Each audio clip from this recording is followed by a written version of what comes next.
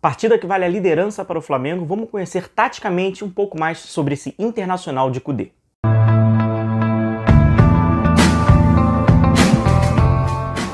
Fala pessoal, tudo bem? Sejam bem-vindos, eu sou o William Godoy. Estou trazendo um vídeo de análise a pedido de vocês mesmos para nós falarmos um pouquinho sobre esse Internacional, o próximo adversário do Flamengo, uma partida importante porque pode dar a liderança, assumir a ponta na tabela desse Campeonato Brasileiro. Então eu vou trazer para vocês alguns aspectos ilustrativos deste Internacional de Kudê, como normalmente eles jogam, quais são os planos na organização ofensiva e defensiva, de que forma o Flamengo pode estar inserido. Antes de pedir a vocês para deixarem o like, a curtida, pedir para se inscrever no canal, que é importante para quem não é inscrito, deixa o recado. Vocês mandaram mensagens após o sorteio da Copa Libertadores, já está definido, né, que o Flamengo vai enfrentar o Racing da Argentina, da equipe do BKC, para eu trazer análise aqui no canal. Evidente, vai ter a análise do Racing aqui no canal, mas quando o confronto estiver um pouco mais próximo, esse confronto vai ser apenas no final de novembro, na última semana, então ali mais próximo do confronto, é óbvio que a gente vai discutir, vai debater sobre esse Racing, o primeiro adversário do Flamengo nessa trajetória difícil desse caminho do Flamengo rumo ao tri. Bom, a gente inicia esse vídeo trazendo essa análise sobre o Internacional, eu acho que parte do princípio do jogo do Internacional. Os fins deste jogo, a gente vê que é o Galhardo colocando bola na rede, essa presença de muitos jogadores dentro da área também, vou trazer aqui, mas há o início. E o início desse jogo do Internacional passa ainda pelo seu campo defensivo, na sua organização ofensiva, e é assim que o Inter inicia a sua transição de ataque. No campo defensivo, vocês vão observar bastante, isso passa da característica do Kudê, que era ex-treinador do Racing, quem também fazia isso. Ele utiliza 3 jogadores na sua última linha para fazer o início dessa transição e normalmente puxa um jogador mais ao centro. Mas eu não quero que vocês foquem neste jogador, que às vezes faz um losango, mas o importante é essa linha com 3 jogadores. E aqui que o Flamengo que a gente fala, né? A equipe quando vai enfrentar um adversário que tem uma arma, que tem alguns pontos um pouco mais positivos, você tem que tentar minimizar esses pontos e não ser induzidos para fazer aquilo que o adversário gosta de fazer. Então o que o Internacional faz? Muitas das vezes o Lindoso, que trabalha como volante, ou até o Musto, mas principalmente o Lindoso, que tem um passe um pouco mais qualificado, ele se posiciona entre os zagueiros do Internacional.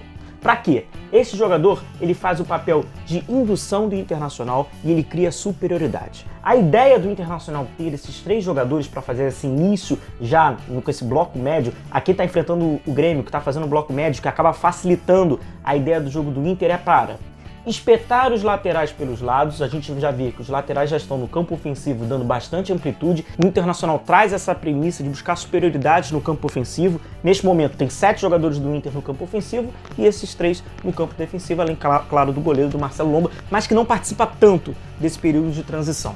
E ele tenta buscar espaços pelos lados para já dar para os 2 laterais que vão buscar essa amplitude, que vão buscar os corredores, consequentemente as costas do adversário. Mas aqui tem a questão dos jogadores do Grêmio de não estarem marcando ativamente. Quando acontece esse panorama, os zagueiros do Internacional têm a liberdade de irem conduzindo a bola. Nesse período eles vão conduzindo para tentar induzir algum outro tipo de marcação e aí sim eles conseguirem girar e parar os laterais. Então a primeira fase dessa ideia do Internacional na transição é: utiliza 3 jogadores, ganha superioridade nesse trecho do campo, busca já amplitude com seus laterais e já vai posicionando com superioridade no seu campo ofensivo. E a disposição tática, os jogadores vermelhos são do Internacional, é basicamente esse 3 jogadores na defesa, 2 jogadores bem abertos, um jogador um pouco mais à frente que também trabalha com o Edenilson sendo esse papel, e fica os outros 4 jogadores fazendo igualdade com a última linha do adversário. Então a gente observa que a intenção do Inter é explorar os espaços de velocidade, que são os 2 corredores, do lado esquerdo e pelo lado direito. Aqui eu coloquei o adversário tá em branco, né, marcando num 4-4-2, que tem a variação também do 4-2-3-1, inclusive o Flamengo faz um pouco isso, e a gente vê a disposição tática, que é trabalhar com esses 3 jogadores, aqui ele ganha superioridade, aqui o Edenilson trabalha tentando induzir essa movimentação do volante para que ele ganhe superioridade entre linhas. O Kudê trabalha muito entre linhas, o que acaba até gerando, e essas setas é um pouco a orientação de que cada jogador faz, né? O Edenilson também traz um pouco o jogo pelo lado esquerdo ou pelo lado direito, mas tenta fazer essa aproximação. A gente consegue observar que há um losango e tem a participação direta dos laterais, seja do Wendel pelo lado esquerdo, tinha muito com o Sarabia pelo lado direito, essa contusão ela acabou abreviando muito esse poderio ofensivo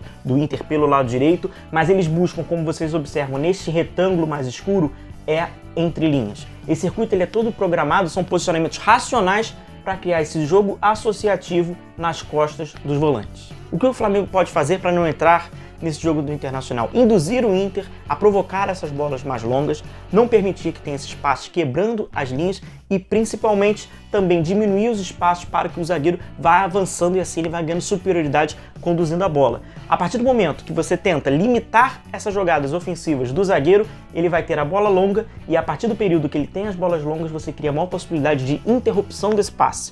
Interrompendo esse passe, você vai brigar pela segunda bola.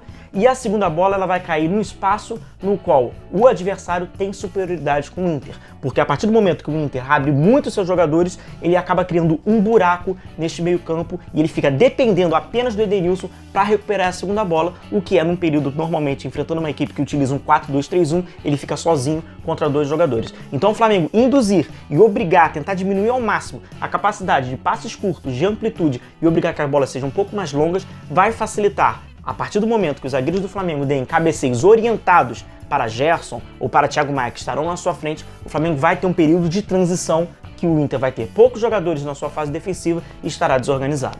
Mais à frente eu vou trazer para vocês como é a movimentação do Inter no último terço, mas também passa muito por esse mapa de calor aqui. E este jogador é o Thiago Galhardo. Então aquela falsa impressão que o Thiago Galhardo ele é um camisa 9 está equivocado. Ele faz a função de um camisa 9, mas ele não está posicionado, o jogo dele não é potencializado sendo um camisa 9.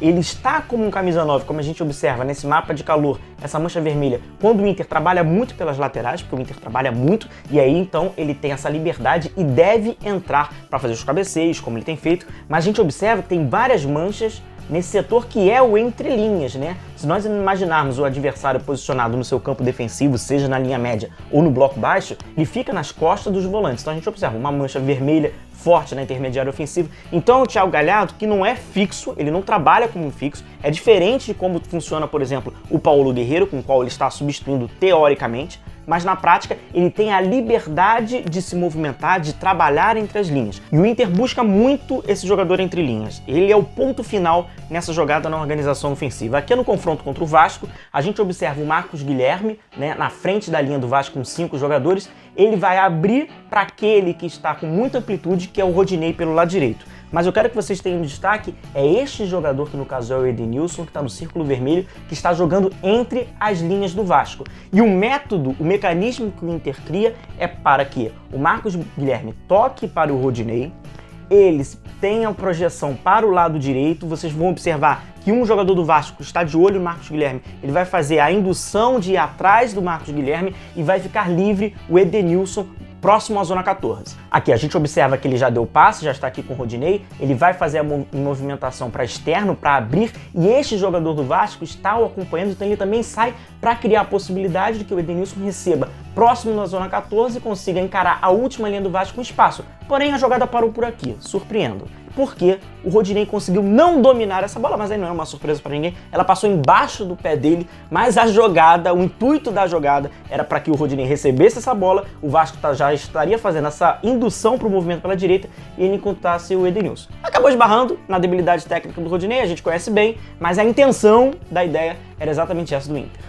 E, naturalmente, esses jogadores que estão próximos ao adversário, igualando numericamente, eles entram na área. Então o Internacional ele é muito agressivo, não digo no sentido de violento, um time de porte físico, não. Agressivo com a bola, de jogadas, de atacar o espaço, de agredir o adversário entrando muitos jogadores dentro da área. Então a gente observa, mais uma vez, amplitude pelo lado direito e os jogadores já entrando na área, eles entram bastante. A gente inclusive vê que tem poucos jogadores no centro, né, na intermediária, nesse último terço, porque eles já estão se projetando para dentro da área, num período com o qual o Marcos Guilherme está na intermediária, tem a opção pelo lado direito de amplitude e já vários jogadores posicionados entre a última linha do Vasco da Gama, sobretudo igualando numericamente com a última linha. Bom, pessoal, esse é o Internacional que vai buscando a sua identidade, vai partindo desse princípio de muita amplitude, de igualdade numérica com a última linha do adversário e tem essa saída de bola que aí sim é o início daquilo que o Internacional quer. A sua organização ofensiva começa com os jogadores defensivos, tendo a posse de bola, buscando a superioridade e já tentando criar os movimentos de amplitude. Vale lembrar que o Internacional não tem um Cuesta, que é um zagueiro que atua pelo lado esquerdo, ele tem uma bola mais longa, ele é um jogador importante nessa saída de bola, porém o Flamengo também não tem o Bruno Henrique, que aí acaba equilibrando nesses pontos. São dois jogadores muito importantes, cada um respectivamente para a organização defensiva e ofensiva, mas ambos estarão fora desse confronto. Pessoal, encerro o vídeo por aqui. Mais uma vez agradeço a paciência e a companhia de todos. Não se esqueçam do like, se inscreva no canal para você que não é inscrito e até o próximo. Um forte abraço a todos vocês e tchau, tchau!